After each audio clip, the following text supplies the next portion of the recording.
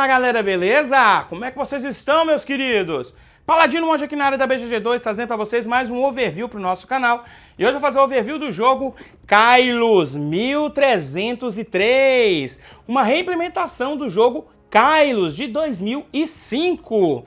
Esse é um jogo clássico, tinha alocação de trabalhador, com uma interação bem bacana com os jogadores, algo que é bem difícil às vezes de ver aí em jogos do estilo Euro. Vamos lá para a mesa, eu vou passar uma visão geral do jogo e depois eu volto aqui com as minhas considerações finais. Simbora! Vamos lá, vamos fazer um pequeno overview aqui das regras do Kylos. Vou acabar aqui o setup com vocês rapidamente. O setup é simples, abre aí na mesa o tabuleiro, forme reservas de pedra, madeira, comida, tecido e ouro e também dos pontos de prestígio aqui. Também você já prepare os personagens que vão ser sorteados entre os jogadores. O manual para a sua primeira partida, ele indica alguns personagens e é o caso aqui que eu vou dar o exemplo, estou fazendo o exemplo do setup de 2 jogadores, mas você pode sortear e tirar, sendo que são sempre 3 personagens a mais do que a quantidade de jogadores. Então, para um jogo de 2 jogadores, vou ter 5 personagens aqui para escolher. Também você separe todas as construções pelas suas respectivas cores, né? Que nós podemos ver aqui pelas bandeirolas que nós temos. Nós temos aqui, então, as construções iniciais de bandeira amarela. Essas aqui que vão ser colocadas nas bandeirolas amarelas aqui do tabuleiro, vocês logo vão ver. Elas são frente e verso, onde a frente é essa aqui e o verso são as residências com a bandeira verde. Em cima dessas residências são construídos os monumentos. Temos as construções de madeira, onde nós temos o lado com custo, que é onde os jogadores vão construir, elas são em laranja, mas do outro lado nós temos também o lado do setup, que é onde a gente vai pôr em um espaço também do tabuleiro, daqui a pouquinho vocês vão ver. Essa construção específica, ela nunca pode iniciar no tabuleiro, então quando você estiver jogando, você retire da pilha, deixe de lado e você vai fazer o sorteio sem ela, e aí sim você vai poder utilizar o lado do setup quando colocar no espaço designado. As construções cinzas são as construções de pedra, onde nós temos, da mesma forma, as construções sempre vão ter o seu custo e os pontos de prestígio que o jogador ganha, e aqui é a habilidade que a construção vai dar quando alguém é alocado, o seu trabalhador. E por fim, os monumentos, que são com essa faixa azul aqui, que são construídos em cima das residências e que tem pontos de prestígio bastante altos. Antes de concluirmos aqui o setup, vamos falar rapidamente do tabuleiro. O tabuleiro, ele inicia aqui no portão, vai seguindo toda essa estrada. Aqui nós temos a parte do campo, onde ficam os trabalhadores no estoque geral. E aqui nós temos o sítio de construção, onde nós vamos construir o castelo de Kylos. Existem 3 espaços aqui, onde vão ficar os 3 personagens que não foram escolhidos. E aqui também teremos 3 tiles das construções iniciais, construção de madeira e uma de construção de pedra, poderemos ter como favor quando a gente faz uma determinada ação ou realizamos aqui uma entrega de um pacote para a construção de Kylos. Então, para continuar aqui o setup, pegue as residências iniciais, são amarelas, embaralhe, pegue uma delas aleatoriamente e coloque no espaço aqui inicial do sítio de construção, que também tem uma bandeirola. Os outros tiles vocês vão colocar nesses espaços aqui que também tem uma bandeirola amarela. Pega agora as construções de madeira. Lembre-se de tirar a construção que vai liberar a construção de pedra. Ela não entra agora. Vocês também irão embaralhar e aleatoriamente vai pegar uma delas e vai colocar nesse espaço aqui, que tem uma bandeirola da cor laranja. Só que você não põe do lado o custo de construção. Você vai virar. Esse é o lado aqui que a gente chama de lado de setup e vai colocar aqui nesse espaço. Depois, aleatoriamente, vai escolher mais uma para colocar nesse espaço aqui inicial de bandeirola. As construções então agora são abertas aqui no tabuleiro para ficar visíveis para todos os jogadores. Faça a mesma coisa agora com a construção de pedra. Pegue mais uma aleatória e vai colocar nesse espaço aqui, que também tem uma bandeirola da cor da construção. E as demais você vai abrir aqui do lado. Cada jogador então agora vai escolher uma cor e dependendo da quantidade de jogadores vai ficar com a quantidade de meeples na sua mão. O Kylos 1303 não tem dinheiro. A utilização aqui das ações são todos utilizando meeples. Para um jogo de 2 ou 5 jogadores, os jogadores ficarão com 10 meeples na sua mão, na sua reserva pessoal, e vai colocar aqui no campo o restante. Para um jogo de 3 ou 4 jogadores, os jogadores ficarão com 6 meeples na mão e o restante vai vir para o campo. Esse é um exemplo de setup de 2 jogadores, então aqui vai ter no campo 5 meeples de cada jogador. Os jogadores também receberão as suas casinhas, que vão poder aqui fazer as construções e residências. Pegue uma casinha de cada jogador e coloque aqui na ponte. Defina quem vai ser o primeiro jogador, que essa vai ser a ordem aí do jogo que você vai olhar, e dê a ele o tile de primeiro jogador. Para finalizar o setup agora, abra os personagens que nós temos no jogo e os jogadores então irão escolher cada um deles em sentido anti-horário. Os personagens não escolhidos serão colocados nesses espaços. Cada jogador vai ganhar 2 madeiras, 1 comida e 1 pedra. E assim nós finalizamos o setup do jogo Kairos. Como que o jogo ele se desenvolve? Ele vai ser jogado em 9 rodadas, onde você vai contabilizar em cada rodada aqui, e ao final do jogo, quem tiver mais pontos de prestígio, vence. Se houver um empate, ambos os jogadores eles vão ganhar. Em Kairos não tem um critério de desempate. Cada rodada do Kairos é dividida em 4 fases. A fase de planejamento, onde nós vamos alocar os trabalhadores aqui nos espaços que podem ser alocados. O espaço de ativação, onde nós vamos ativar todas as construções do Provost para trás. A fase de construção aqui do sítio, apenas para aqueles jogadores que alocaram seus personagens. E por fim, uma fase que nós vamos fazer uma limpeza e preparação para a próxima rodada. Vamos ver cada uma dessas fases. A primeira fase, que é a fase de planejamento, o jogador vai fazer uma de 3 ações possíveis. A primeira é alocar um de seus meeples em algum dos espaços aqui disponíveis. Tanto essas que estão aqui pintadas no tabuleiro, quanto os tiles que foram colocados. No decorrer do jogo, teremos mais espaços para alocar. Então o jogador pega um dos seus meeples e coloca no espaço desejado. Quando o espaço já tem um meeple de algum jogador, esse espaço fica travado. O jogador não pode colocar um outro meeple lá seu. A segunda ação que nós podemos fazer nessa fase é alocar aqui no espaço de sítio. E aí, na terceira fase do jogo, nós vamos poder construir aqui o castelo de Kairos. Existem 5 espaços para cada um dos jogadores. Então o jogador só precisa ir uma vez aqui para assim poder realizar a sua entrega. E por fim, o jogador pode também passar. Quando o jogador passa, ele vai pegar a sua casinha, vai jogar aqui para baixo. Se ele for o primeiro a passar, ele vai ser o primeiro jogador da próxima rodada. E os demais farão a ordem da próxima rodada passando. Ou seja, só seguir a ordem das casinhas. Aqui um detalhe bem legal é que quando um jogador passa, a partir desse momento, os outros jogadores, para realizarem essa ação de planejamento, vai ter que colocar um dos seus meeples aqui no campo, para depois colocar um dos seus meeples no espaço que deseja. Então, quando um jogador passa, acaba que para você alocar os seus trabalhadores vai ficando mais caro, pois você vai ter que utilizar 2 trabalhadores. Depois que todos os jogadores passam, nós vamos para a fase de ativação. E a fase de ativação nada mais é que realizar aquelas ações nas construções que foram alocadas. Contudo, as construções só serão ativadas do Provost para trás. Se alguma construção está à frente do Provost, no exemplo aqui essas 2 construções, elas não serão ativadas, independentemente se tenha ou não trabalhadores ali do jogador. Um detalhe importante é que meeples colocados no tabuleiro nunca voltam para a mão do jogador. Se foi ativado ou não, os meeples irão aqui para o campo. Dito isso, basta agora realizar as ações que constam aqui no tabuleiro. Eu vou dar uma explicada nas ações aqui que tem no tabuleiro, porque basicamente as demais ações que nós temos aqui no jogo, seja de construção de madeira ou de construção de pedra, elas são uma potencialização das ações que já constam aqui e a iconografia é bastante parecida. Essa ação aqui é a ação de Fairground. O jogador ele vai pagar uma madeira para ganhar um favor.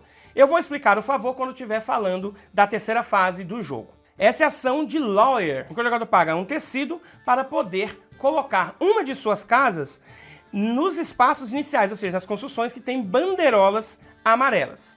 Quando o jogador ele faz essa ação, ele vai pegar uma de suas casas, vai escolher alguma das construções e vai colocar ali em cima. Na quarta fase, vocês vão ver que essas construções que estiverem aqui, elas irão ser viradas para virar residência daquele jogador que vai começar a ter uma bonificação e também vai começar a poder construir monumentos. Essa aqui é a ação de carpintaria, em que os jogadores vão construir as construções de madeira. Para isso, o jogador, então, vai pegar uma construção que ele queira, vai pagar o seu custo, vai ganhar os pontos de prestígio que já se encontram aqui e vai colocar no primeiro espaço disponível e uma casinha sua.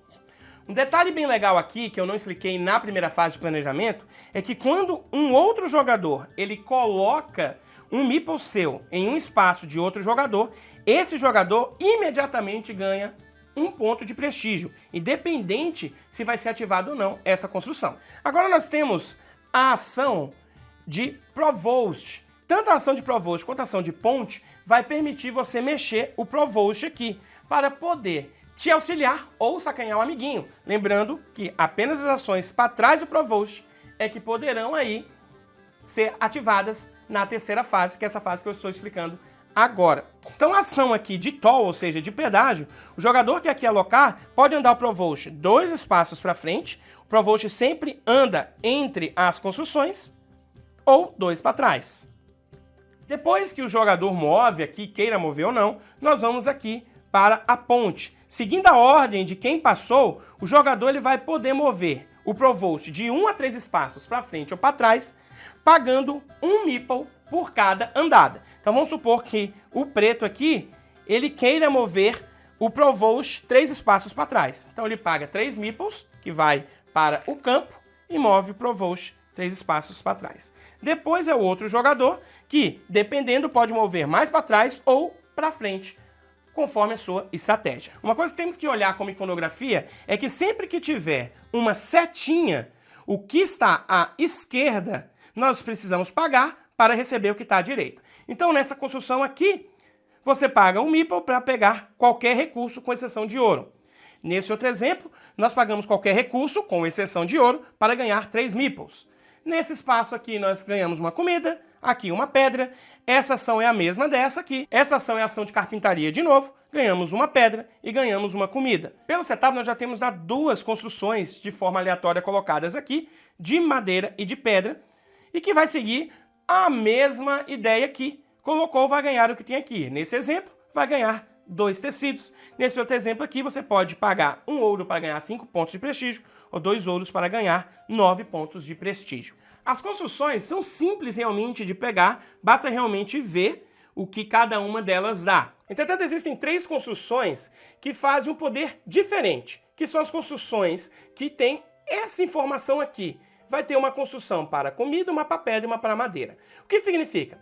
Quando um jogador que não seja o dono dessa construção alocar aqui, e essa construção for ativada, o jogador vai ganhar esse aqui, ou seja, vai ganhar 2 comidas e um tecido, e o dono vai ganhar uma comida. Nesse outro exemplo, ele ganharia uma pedra, e nesse exemplo aqui, ele ganharia uma madeira. Depois que é finalizado aqui a ativação de todas as construções, lembrando, do Provost para trás, nós vamos para a terceira fase, que é a fase de construção aqui do sítio. Essa fase vai ser feita apenas para os jogadores que alocaram aqui, ou que tenha um personagem que possa realizar essa ação sem precisar alocar um meeple. Como funciona aqui? Quando o jogador ele vai aqui, ele entrega um pacote de 3 recursos. E esses 3 recursos têm que ser diferentes entre eles e sempre tem que ter uma comida. Então o jogador ele vem aqui, entrega uma comida e uma pedra e uma madeira. Quando ele faz isso, ele ganha 5 pontos de prestígio. E ele fica apto a receber um favor aqui do rei. Ao realizar essa ação, o jogador pode entregar quantas vezes ele conseguir. Lembrando que os pacotes têm que ser sempre diferentes entre si, pode ser qualquer tipo de recurso, inclusive ouro nesse caso, mas sempre tem que ter uma comida. Então, todo pacote tem que ter uma comida. Para cada pacote, 5 pontos de prestígio. Depois que todos os jogadores entregam aqui, aquele jogador que entregou mais pacotes é que vai receber o favor aqui do rei. Se houver um empate, o jogador que colocou no espaço 1 ganha desempate e recebe o favor.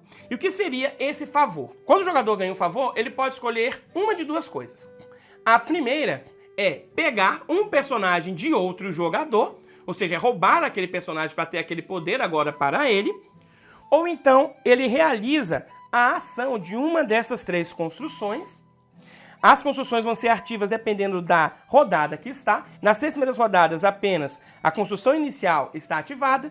A partir da 4ª rodada, o jogador pode escolher o favor da construção inicial e da construção de madeira. E a partir da 7ª rodada, ele pode escolher as 3. E depois de realizar essa ação aqui, ele pode pegar um personagem que ainda esteja aqui no tabuleiro e colocar à sua frente. Depois que acaba essa ação, nós vamos para a fase aí de limpeza, que o jogo até chama de Stewardship. A primeira coisa que nós vamos verificar é as atualizações das nossas residências. Como assim? Se no final dessa rodada, nessa 4ª fase, tiver casas amarelas com alguma casinha de jogador, você vai virar para o lado da residência e o jogador agora vai ter aquela residência.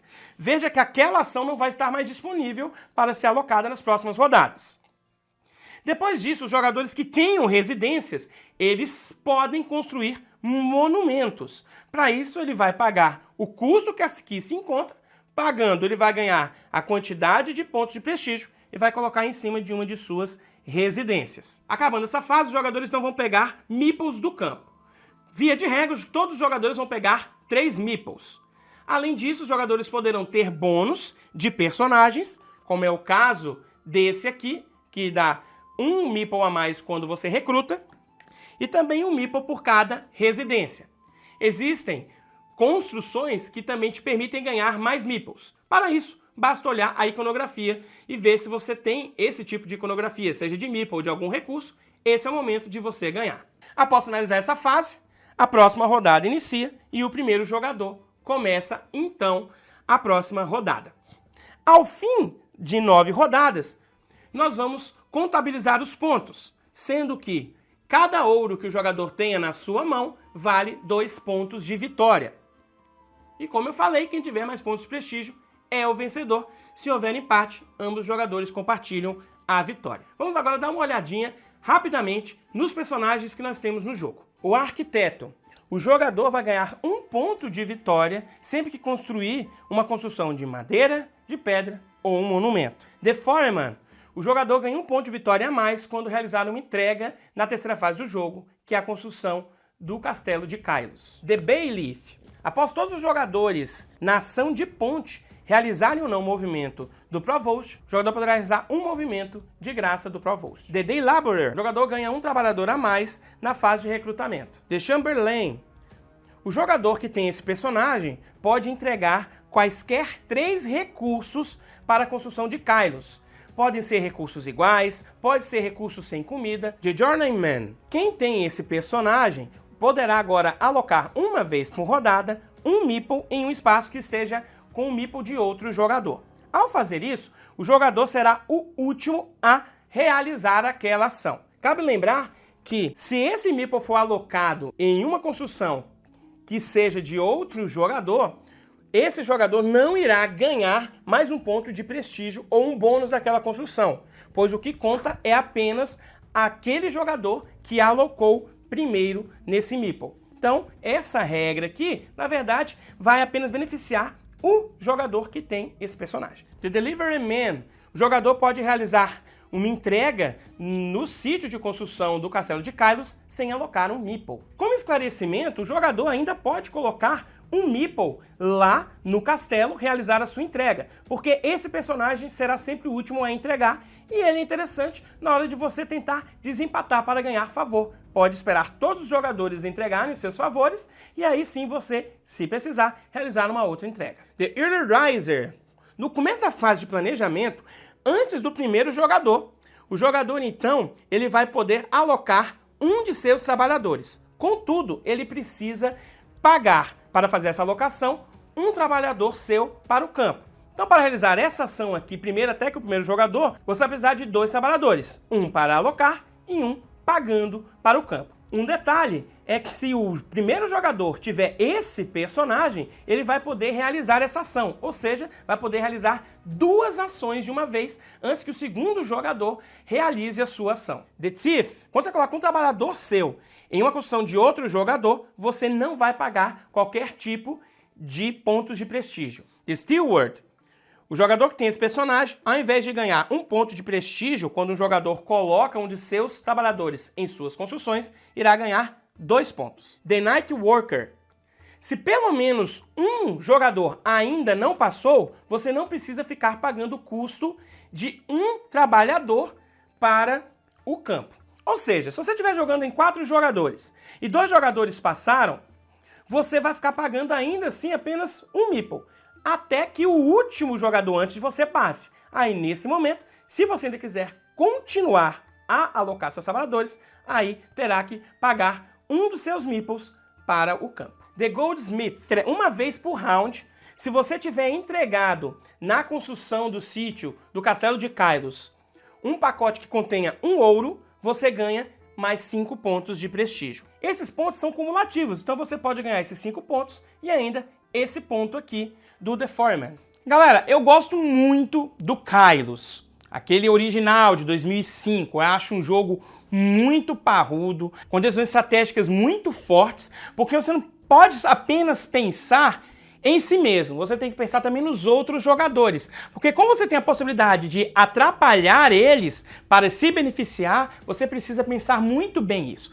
E no Kairos, lá de 2005, o primeirão, o clássico, tinha muito disso mesmo, principalmente quando você conseguia mover ali o Provost, né? As pessoas às vezes colocavam ali pensando, vou colocar aqui que fulano de tal não vai me atrapalhar, e às vezes valeria a pena sim atrapalhar. Sem contar também a questão da construção ali do próprio castelo, que te dava favores bem interessantes. Mas vamos agora falar sobre o Kairos 1303, essa nova reimplementação, que a primeira coisa que você já vê aí, deixou os componentes e o jogo bem mais bonito. Não tem comparação. Os componentes em madeira já ficam mais bonitos, que realmente tentam imitar os seus recursos, madeira, comida, ouro, pedra, sendo que no original era apenas cubinhos. Além disso, a arte ficou mais bonita no tabuleiro.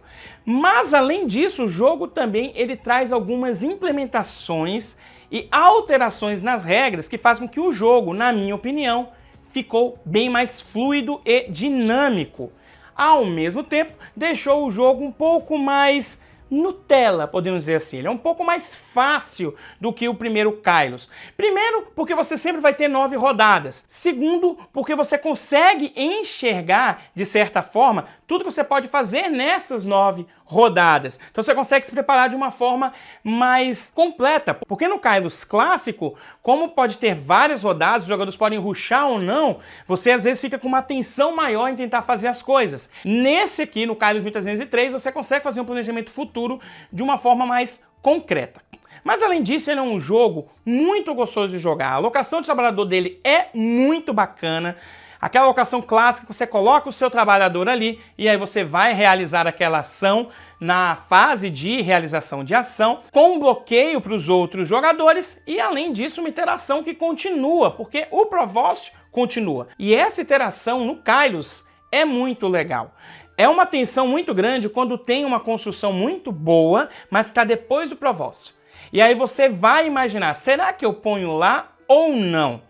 Será que para eu colocar lá, eu vou na ação que controla o Provost para andar mais, só que ao fazer isso, eu abro a opção para outro jogador ir naquela ação. Então, fica essa dualidade aí de opções para todos os jogadores. E isso é muito legal. Apesar do jogo ter ficado um pouco mais fácil, vamos dizer assim, ainda assim não deixou cair a peteca na questão da estratégia e também das opções que os jogadores precisam fazer.